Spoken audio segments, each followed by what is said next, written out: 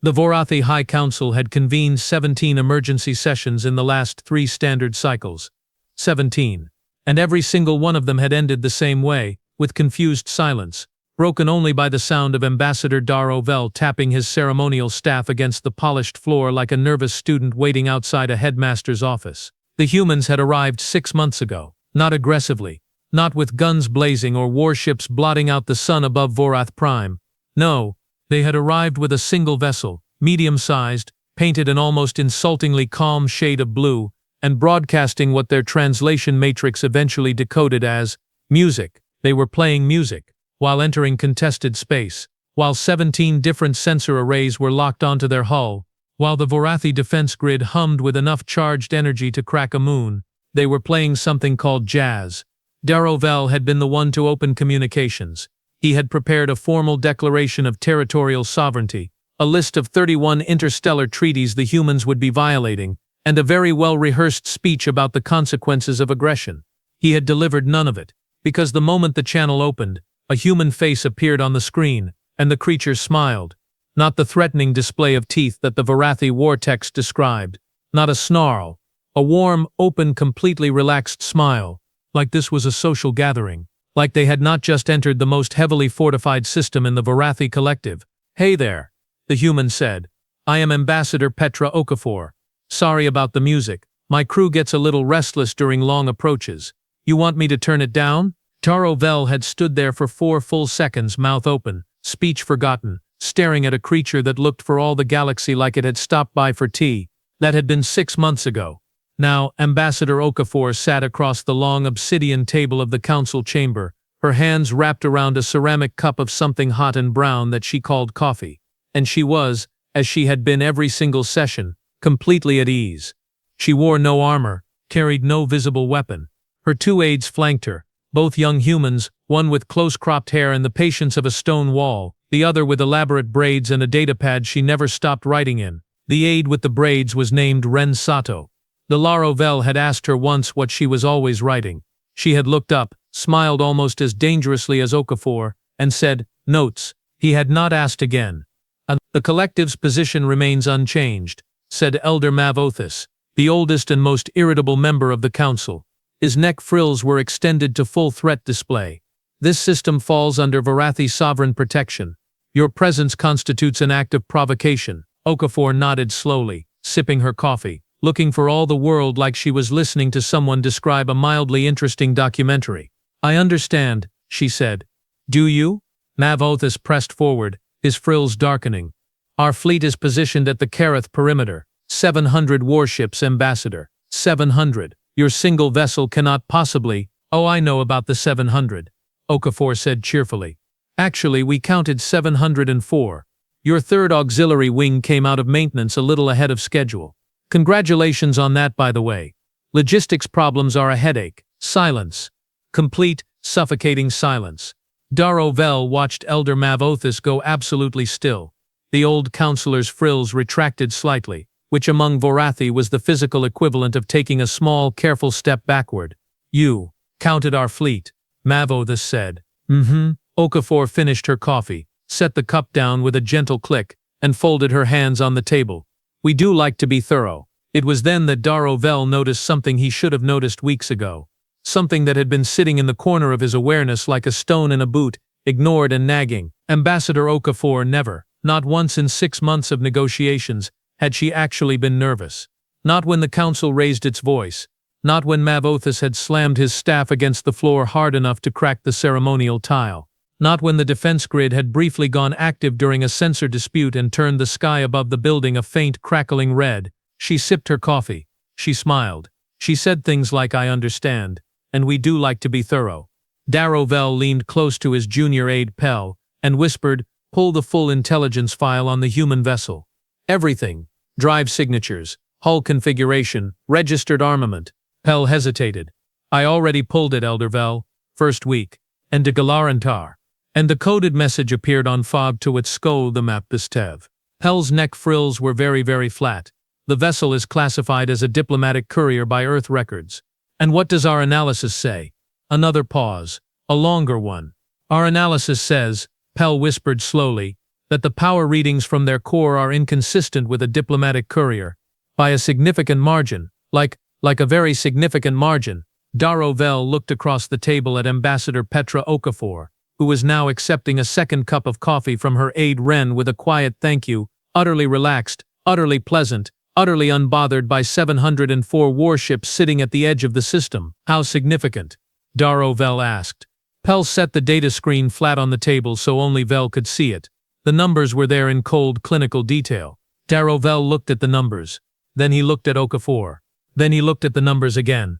Then he looked at the numbers again. He had been in politics for 40 years. He had negotiated with the Sulhari Compact, the Drevos hegemony, and the notoriously difficult merchant lords of the Kelm Belt. He considered himself a being of considerable composure and experience. He was suddenly, very quietly, very genuinely afraid. Because that was not a diplomatic courier's power signature. That was a warship's power signature.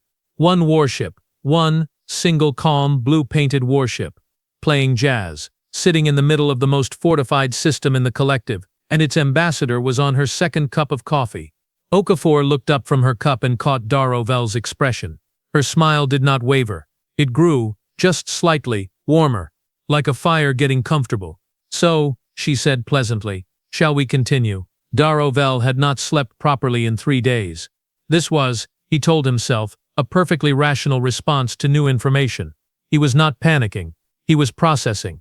There was a significant difference, and he would very much appreciate it if his stomach stopped behaving as though it had not received that particular memo. He had spent those 3 sleepless nights reviewing everything. Every sensor log, every communication record, every subtle moment during 6 months of negotiations where Ambassador Okafor had said something small, something polite, something that had seemed at the time like harmless small talk, and now, with fresh eyes and significantly elevated blood pressure, read like something else entirely. Like the time Othis had thundered about the Vorathi military tradition, and Okafor had nodded thoughtfully and said, tradition is important. Ours goes back a long way too. Or the time the council had outlined exactly how many systems the collective controlled, clearly intending it as an intimidation tactic, and Okafor had smiled and said, that is a lot of ground to cover. Must keep your logistics teams very busy. Or the moment 3 weeks ago, when a young and impressively foolish junior council member named Brek Sovi had leaned across the table and told the ambassador directly that the Vorathi did not negotiate with species that could not match them, vessel for vessel in open combat.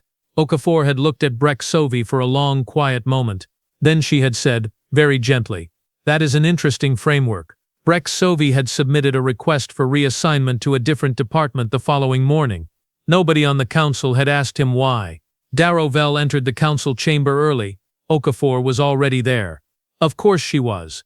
She was always there first, sitting with her coffee, talking quietly with Ren, who was writing in that datapad with the focused energy of someone composing either very detailed notes or a small novel.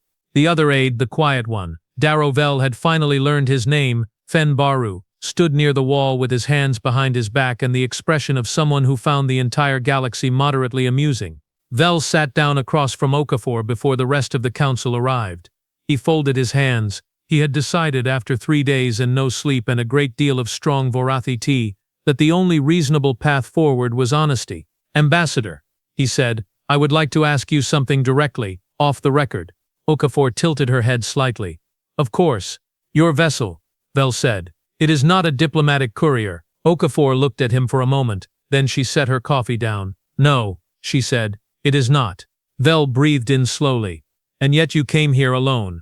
One ship, into a fortified system, to negotiate. Yes. My voice of non-habile dimension. Lanta peace, the commander Valari, and you exalta want to emote mention. Why? Vel asked. If you have, what our sensors suggest you have, why negotiate at all? Why sit across this table for 6 months drinking that brown liquid and listening to Othis shout at you? Okafor was quiet for a moment. She looked down at her hands, then back up at Vel with an expression that was still warm, still calm, but had something else underneath it now, something older, something that had seen more than the smile let on. Because, she said, we prefer this. Vel waited. Humanity has been in enough wars, Okafor continued, her voice even and unhurried. We know what they cost, not in ships or resources, though those costs are real, in time, in people, In the years it takes to rebuild trust after the shooting stops, assuming both sides survive long enough for that conversation. She picked up her coffee again. So when we go somewhere new, somewhere with people worth talking to, we talk first. We talk long. We sit across tables and we drink terrible coffee that we packed ourselves because nobody else in the galaxy has figured out coffee yet, and we try, very sincerely, to find an agreement. Vel's frills shifted. And if no agreement is found? Okafor smiled. Not the warm smile, the other one. The one Breck Sovi had seen 3 weeks ago and never quite recovered from. Then the conversation changes, she said simply. But we have not reached that point. I do not think we will. The rest of the council filed in before Vel could respond. Mav Othis took his seat at the head of the table with the energy of someone who had decided today was the day he would finally win. He had brought documents, several stacks of documents. He arranged them with the satisfied precision of a man who believed paperwork was a weapon. Ambassador Okafor, Mav Othis began, voice carrying its full ceremonial weight. The council has reviewed your proposal. We find it insufficient. The human claim to the Delvar transit corridor is not supported by established interstellar law, and we will not. Elder Othis, Okafor said pleasantly. He stopped. He hated being interrupted. Everyone in the room knew he hated being interrupted. Okafor did it anyway. In the same tone someone might use to point out that a friend had left their keys on the table. Before we go through the full formal response, which I respect and I am genuinely happy to hear, I wanted to share something. She nodded to Ren, who turned the datapad and slid it to the center of the table.